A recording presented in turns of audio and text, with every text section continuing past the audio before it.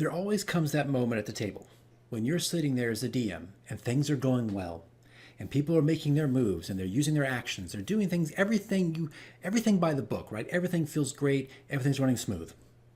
And then you get that one player who says, "Hey, Mike, what do I need to roll to do this?"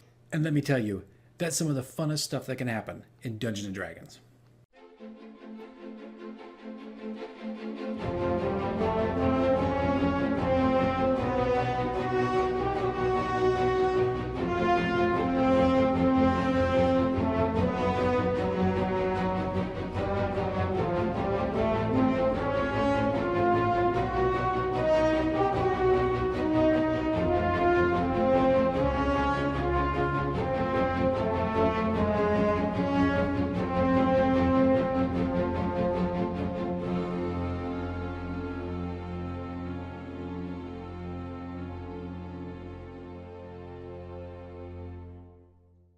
Hey everybody, this is DM Mike. This is campaign diary number 18. It's 18 because I checked for the first time in a year. I don't know what's wrong with me. I don't know how to do videos. I don't know what I'm doing. Anyway, so this is campaign diary number 18. I'm going to make it short and sweet. I don't want to ramble on 15, 20 minutes because, not much happened, but yet a lot happened. It was a single encounter. Hey, but at least we got into the castle, right? We're in Castle Natir, Chapter 6, and we're finally stepping foot into the castle. We literally are in the castle. But we had a combat encounter that took place on the right side of the castle. A giant 85-foot spire, right, going all the way up. This is where it took place, on the rim of this tower. It was 5 spiders versus 5 characters. Now, there's really 6 characters, but one of our characters couldn't climb rope to save their lives. I can't let go, I'm too scared!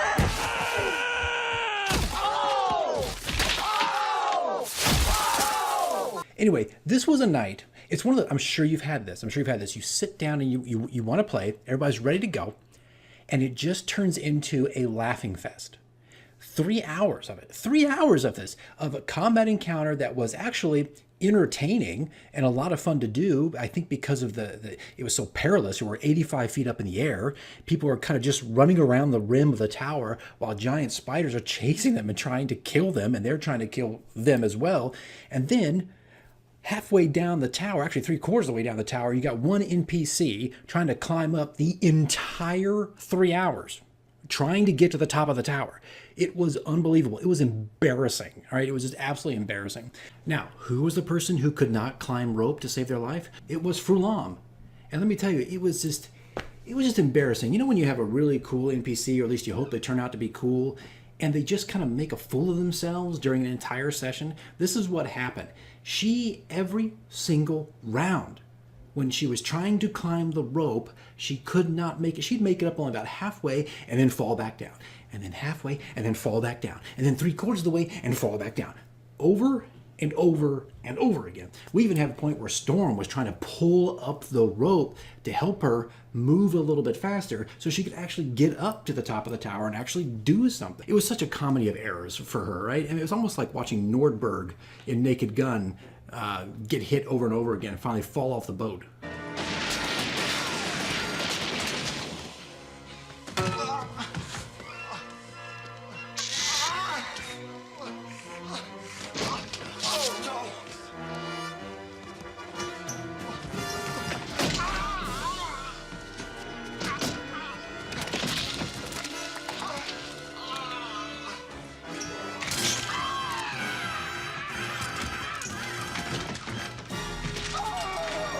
I kept waiting for her to die too. Like I just kept waiting for her to finally hit the bottom, and it's over for Frulam.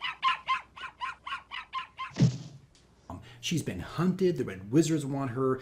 The Assassins want her. And how does she die? She falls off her rope. So, it was just bad. It's one of those things where you're kind of brokenhearted. I think as a DM, you're like, she fell? She failed? And then it got to the point where the DC athletics checks, just to get her up the rope, were like DC 5. DC 6, like I was trying to be generous. I felt like after falling 4 times, maybe you get your crap together and you can get up the rope. Like I was being generous, and she failed, and she kept failing. And it was laughable. It was sad.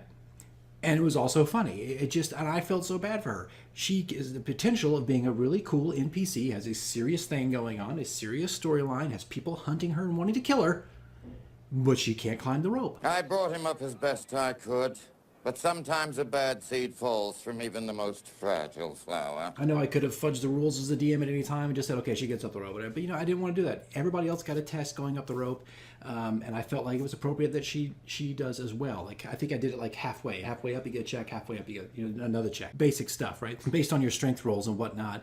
And luckily, though, every time she fell, we would roll like 1d6 for every 10 feet, right? So sometimes she fell like 60 feet, 70 feet. Well, I would have Storm roll her hits, and you know what? He would roll like almost all ones.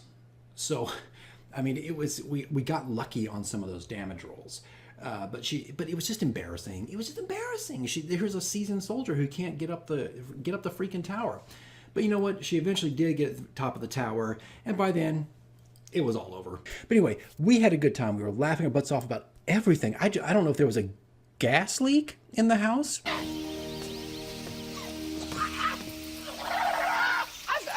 feel good. I'll be in there if you need me. I baked brownies that night, and I got accused of putting something in the brownies. I didn't do that. I wouldn't even know what to put into brownies. Maybe besides chocolate and caramel. But no, it was just hilarious. And I'm not going to go into all the details. It was just a combat encounter. Everybody had a great time. Everybody was using powers uniquely and doing daring moves. All right, daring moves. And this comes from my thief, Thimbraeus, who actually had a very entertaining role on one of his encounters when his turn came up in the order. It took like 15 minutes to get his turn finished, because it's always that moment where the character looks at you and says, okay, I want to try this. And actually, I enjoy those moments because it challenges you, right? So now you look at the book and you go, okay, well, all right, let's do this. We work it out at the table. And that's exactly what happened. Long story short, he jumped off from the top of the spire into the castle on top of a spider. Him and the spider both dropped to the floor, dropping like 60, 75 feet. And there were all kinds of rolls attached to this, whether weapons and gear survived, whether he grabbed onto the spider, whether the spider could hold his weight, like just the sudden impact of a character hitting him. There was all kinds of stuff going on. It was a turn that took like 10 or 15 minutes to do. And it sounds simple, right? Of course, it sounds simple as me explaining it, but at the table, it was a long process to actually finish this turn, because there was movement and there was jumping and there were dex checks and then strength checks and then falling checks, and then when they hit the ground, there was a moment where he had his crossbow out, and I thought, you know what? Hey, let's roll for that crossbow because maybe it broke. Crossbows aren't they're not full. They're not made of steel. They're wood and little bits of steel, right? Maybe it broke. So it just it was an avalanche turn. All right, it was a snowball turn. Actually, let's put it that way. I would call it a snowball turn, where it just one thing leads to another, and it gets bigger and bigger and bigger. And the next thing you know, it takes 15, 20 minutes to finish a turn, and then you finally move on to the next thing. But the good thing was, it was entertaining. It was fun. Nobody was like, oh, come on, when's my turn?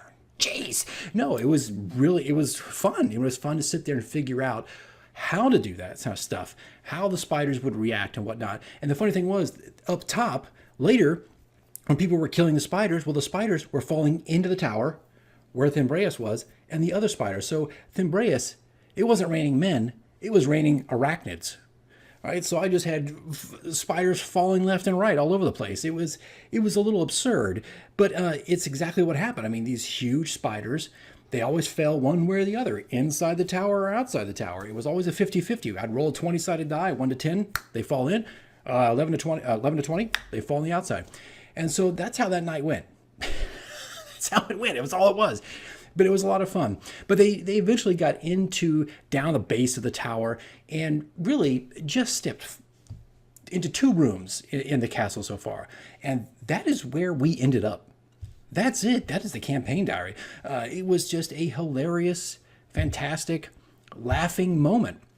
And I know it doesn't sound like much, but it was a very entertaining 3 hours. And, I love those kind of nights when you have it at D&D where you can just laugh and there could be serious things going on, but you're still having a good time. So anyway, guys, that's it for the campaign diary. That's all I got. I mean, you can look on the channel and you can actually see the build of the castle. I have that on my time lapse. Well, what is it? My tabletop simulator playlist. There's another map I'm going to be doing very soon, and also I think that's it. I think that's all I've got on this last session that we had. But anyway, guys, that's it. That's all I got. It was just a fun, entertaining night with brownies that were supposedly spiked, even though they really weren't.